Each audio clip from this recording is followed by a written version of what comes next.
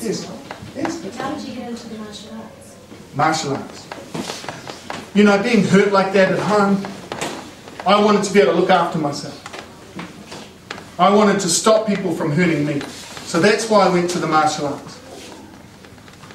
And I found it when the way for me to get to martial arts is I had to get my sister into it.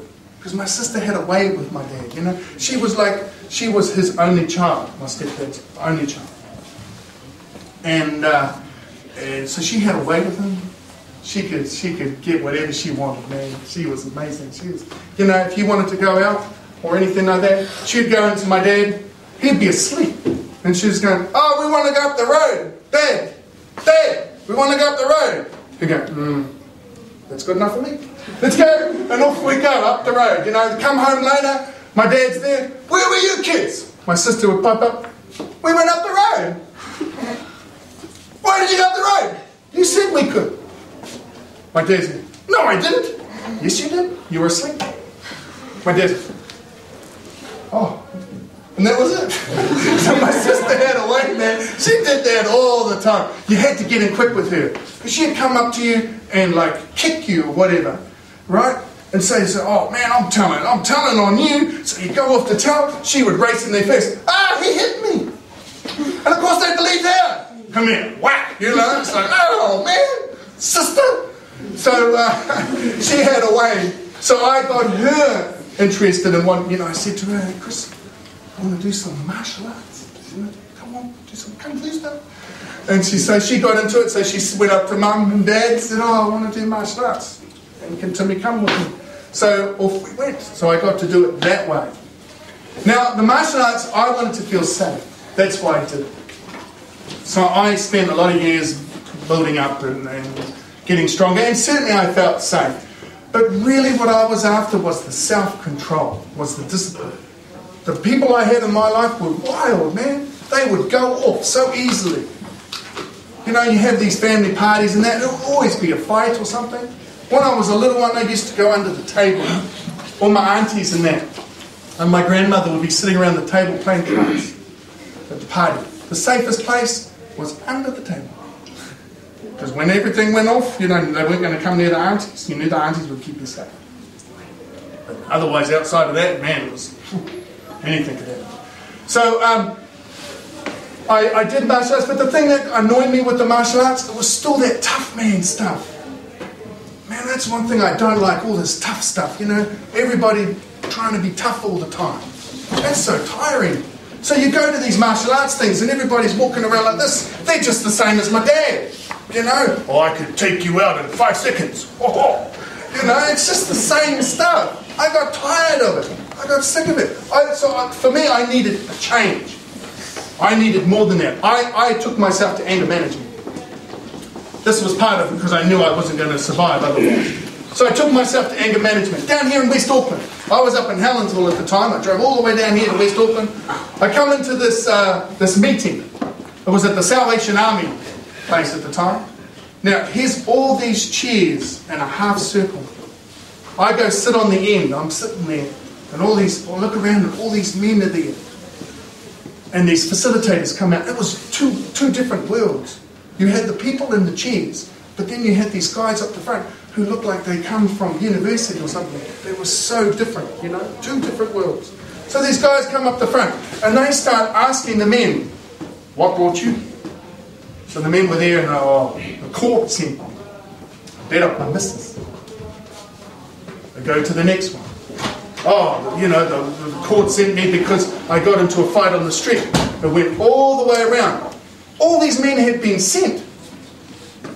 I hadn't been sent. I was there voluntarily. Now, the men had a checklist, so they were ticking all the men off. Right? Yep, he's showing. Yep, tick, tick, tick. So they go all around. Here's me on the end. I'm sitting there on the chair.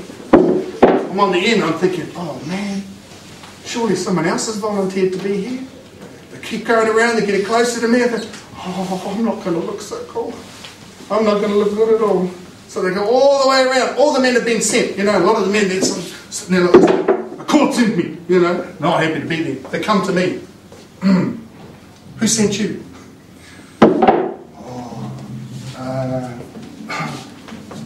I just came because I want to sort out my anger.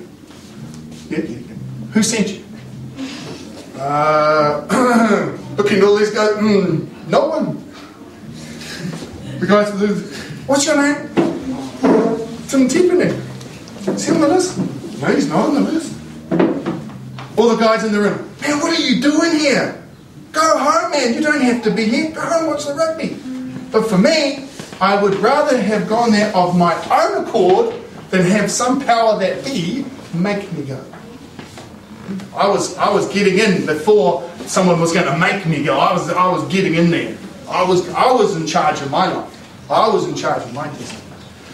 So then I started doing this anger management, and the guy said to me, why don't you come on, Tim, there's a volunteer, trainee facilitator, start learning all the techniques and stuff. Oh, yeah, okay. So I ended up working with men who were just like my dad, Oh, so you beat up your kids? Right, okay, all right. I'm working with guys just like my dad. So that added another dimension. But what I did was I started going back to because I became an instructor of martial arts. So I came back to my martial arts school and I started looking at the students and I have to give them something more. If you teach someone to hit, they're going to hit. If you teach someone to hit, they're going to hit. So I'm not going to teach people to hit. So I changed my whole class around. So we're not going to hit anymore. And I said to the kids, and in fact, kids, let's sit down and talk about high and low point. Let's talk about our feelings. I go into the adults class, all the men there. All right, guys, let's change things a bit. Let's sit down and talk about our feelings. All these guys there. Hey? I just want to learn how to kick someone in the head, mate. Put on a sleeper hold. I don't want to talk about my feelings. Because that's where the real fear is, man. Talking about feelings, that's when it really gets going. And I tested this theory. I did security work. So here I am, I'm on the door. So I'm protecting a place in town. Bouncer, yeah, I was on the door. So this guy tries to come in. So I had to take this guy out. I removed him nicely. I took him outside because he wasn't doing the right thing. I took him outside. So this guy, he's a big guy. He's standing in front of me. He's swearing and cursing. He's right up here. He's spitting in my face. He's telling me all the bad things about my mother, like I don't know. And then he's saying, what he's going to do to me, how he's going to take me apart. And I didn't do it. I just stood my ground. 20 minutes later, that guy's standing beside me in tears. He's crying. He's telling me how his wife has left and taken the kids. 2 weeks before that, the reason I was brought into that club is because of my approach, because of how I dealt with problems. 2 weeks before that, 2 guys played up in the bar. So the bouncers that were there took them outside. One of these guys ended up on the ground. The bouncer standing up, kicking, putting the boot in. The other bouncer, for some reason, picked up the other guy, put him through the shop window of the place next door. And here's this guy telling me about his wife leaving and his kids. That's why he was angry. That's why he was where he was at. That's why he was drinking. Because he wasn't feeling really good for himself. So why should he be punished? So it ended up being that there was no fight. You right under there? I haven't got to the funny part, but thank you. But there was no fight, you see. In the end, that guy went home. He said, he stood with me most of the night. Just stood with me. Swaying away, he was a bit drunk, but the safest place really was probably being beside me, talking away.